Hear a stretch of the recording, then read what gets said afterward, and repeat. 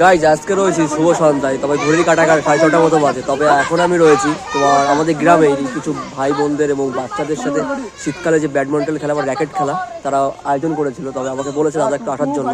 তবে এসেছি এবং ক্লাবেও বড় বড় খেলা হচ্ছে, তবে সেটা ফেলে রেখে এটা ছোটো করে একটা র্যাকেটের কোর্ট বানিয়েছে। তবে সারা বছরের মধ্যে একটা মাস হয়তো এরা সময় পায়, কারণ পড়াশোনা থাকে সারাটা বছর। তবে একটা মাস হয়তো পরীক্ষা শেষ হওয়ার পরে বা একটা বছর এরা খেলাধুলা করে, সেই কারণে দেখতেই পারছো এখানে একটা এই মামু রয়েছে আর এখানে বাচ্চারা খেলছে। এই যে দেখো,